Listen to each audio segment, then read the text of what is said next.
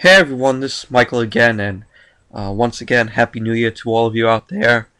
Hope you all had a great New Year's Eve, and I hope you all are having a great New Year's Day, just staying home or wherever you are. Today I'm going to be doing my top 10 favorite films of 2011. Now, these movies I did reviews on, except for two that I didn't do reviews on. So these are like my favorite. These are my top 10 favorite movies that I saw in 2011, and that came out, in 2011. So let's get started. Number 10 is I Am Number 4. This is a movie that a lot of people really didn't like, but I enjoyed it. Of course, it's based on a book. This movie was directed by DJ Caruso. He did Disturbia with Shia LaBeouf, which I really liked, and Michael Bay produced it. The screenplay was written by Alfred Gahn, I think that's how you pronounce his last name, and Miles Miller, who you all know is one of the writers of those two writers of Smallville, which I'm a huge fan of. Even though the show's ended, I'm still a huge fan of it. Even when it's rerun on TV, it comes on TNT now. And the movie starred Alex Pellifer, Timothy Olyphant, Teresa Palmer, Diana Agron, and Clean McAuliffe. That's how you pronounce his name. And I did a review on this movie. Like I said, all these movies except two I did reviews on. But it was really good. I enjoyed this movie. It's about John Smith, played by Alex Pellifer, and he's an alien from the planet Lorian. And he was sent to Earth alongside 8 other aliens that were there, and they had to escape from these Mogadorians who are out to kill him.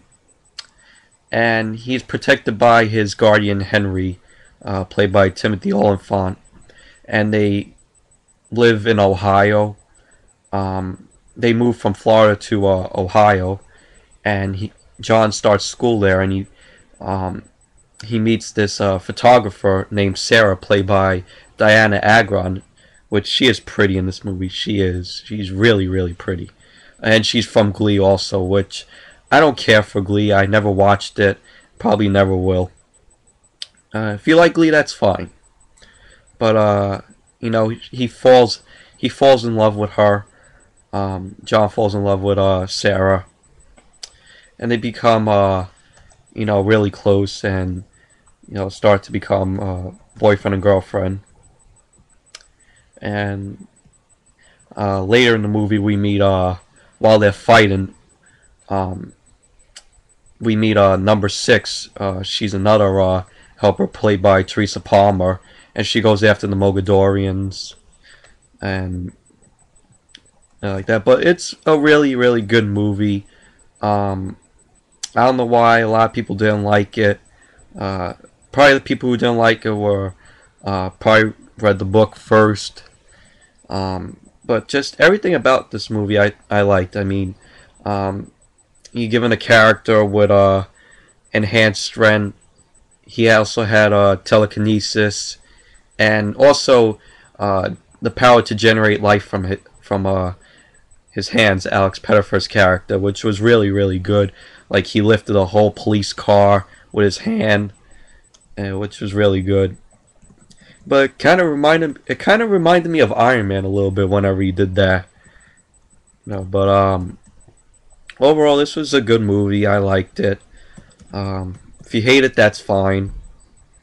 But I know that they were going to be doing a sequel to this, because the whole ending, they couldn't find out where that rock came from, and you see the ending with them riding on the with number 6 riding on the the motorcycle.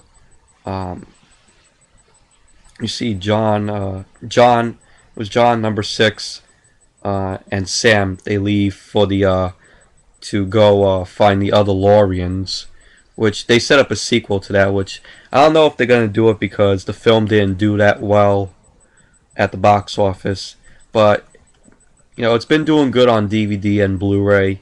So with them seeing that, maybe they could do a sequel, which I really hope for. Even my friends, when I saw this movie in the theater, my friends were like, "Oh, that was a good movie. I wish there was I wish they would do a sequel to that." That they hope they do a sequel, but like I said, I wish they would do one. So, that's number 10. I Am number 4. Number 9 is That's What I Am. This was a WWE Studios film with Randy Orton in it. He's not in it for the whole movie. He's in it mainly for like I think 3 scenes, and that's it. But it also starred Ed Harris, Chase Ellison, Amy Madigan. So yeah, this was a limited release movie. It was only released in it was released in April, and it was released to DVD 4 weeks later. And like I said in my review, in my opinion, this is a classic in my book. This movie, because it focused on a lot of great topics, practically topics that teens go through, and it's a coming of age movie. This film, but it's done really, really great. Great performances from these actors, like Ed Harris. They get into like a topic where they think Ed Harris's character is a homosexual, but it proved it was really it was like a rumor. But it was just done really, really good. The acting was good in my opinion, and it's a movie to check out. Even though if you're not a big WWE fan, I say check out this movie. It's just great and a classic in my book. So number 9, That's What I Am. Number 8 is Thor. Just great, great movie. Chris Hemsworth did a fantastic job playing Thor. And you also had it also starred Natalie Portman, Tim Hiddleston, Anthony Hopkins. It also starred Kat Dennings and Stellan Skarsgård. I can't pronounce his last name though, but yeah, I enjoyed this movie. A lot of people said, "Oh, it wasn't that great," or stuff like that when me and my cousin saw it. Before we saw it. But I just remember seeing this movie with my cousin when it came out, and we were just blown away by it. The effects were great. The Asgard setting looked great with all the mountains and all like that, all the lights.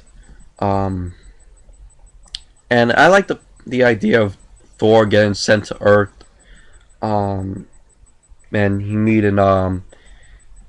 he meets Jane Foster, played by Natalie Portman, and Darcy Lewis, Kat Dennings, played by Kat Dennings, and Eric Selvage, Stellan Skarsgård. But I like the love story between Thor and Jane.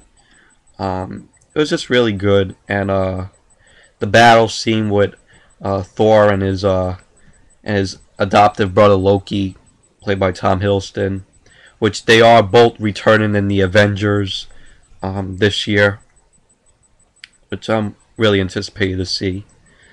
But yeah, everything. I like this movie, Thor. It was really good. It's a movie to check out, even though I never read the comics. It's a movie to check out if you haven't seen it. So that's number 8, Thor. Number 7 has to go to the Muppets.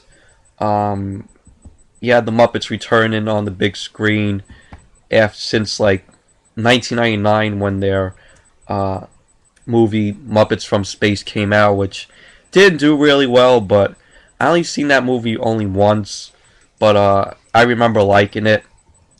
And I'm a huge Muppets fan. Um, I grew up with the Muppets. Who hasn't? Who hasn't grew up with the Muppets? Um, but this movie starred Jason Segel, Amy Adams, Chris Cooper, and all the other Muppets. And Jason Segel was a co-writer for this movie. And I like it's when you watch the movie. If you watch the Muppet Show, it's a throwback to the Muppet Show times. If you watched it as a kid, or if you've seen clips of it. But it was about Jason Segel's character Gary and his brother, who was a puppet named Walter, played by Peter Linz. And one day, Walter discovers the Muppet Show on TV, and he becomes a big fan of it. And so him, Jason Segel, and Jason Segel's girlfriend, Mary, played by Amy Adams, head out to Hollywood to check out the Muppet Theater, which they heard, which Walter heard was getting that the Muppets Theater was getting torn down by this asshole character by the name of Tex Richmond, who was played by Chris Cooper, and he wants to demolish the theater to drill for oil. And so Jason Segel, Walter, and Amy Adams head out and search for the Muppet crew. Kermit the Frog, Miss Piggy, Scooter, Fozzie Bear, etc. And so they do a telethon, sort of like a telethon, to raise money to save the theater. And they have to come up with $10 million in order to repurchase the theater. So Tex Richmond wouldn't demolish it. Chris Cooper's character wouldn't demolish it and tore it down and search for that to drill for oil. But I love the movie. Considering I'm a Muppets fan and I grew up with them, it was just really great. Um, the jokes were really funny. The the whole scene with them kidnapping Jack Black for their celebrity host for the telethon was really, really funny. And just a lot of cameos in the movie. You had Selena Gomez, um, you had Neil Patrick Harris, Whoopi Goldberg, you had Zach Galifianakis from The Hangover, Ken Jeong also from The Hangover. Mickey Rooney made an appearance in the first song, song that they sang in the movie. But it was just really, really great. There was some scenes that made me laugh, some scenes that made me get, a little choked up, you know. But all in all, it was a great movie, and I loved the ending to it. The ending was really, really great. Where Jason Segel's character, uh, tells Amy Adams, to he proposes to Amy Adams' character, Jason Segel, and it was just really, really great. Um, so yeah, that's number 7, The Muppets. Number 8, no, number 6 is Rise of the Planet of the Apes. I enjoyed this movie. It's well, I'm gonna stop here for part 1. Um, so I'll see you all in part 2.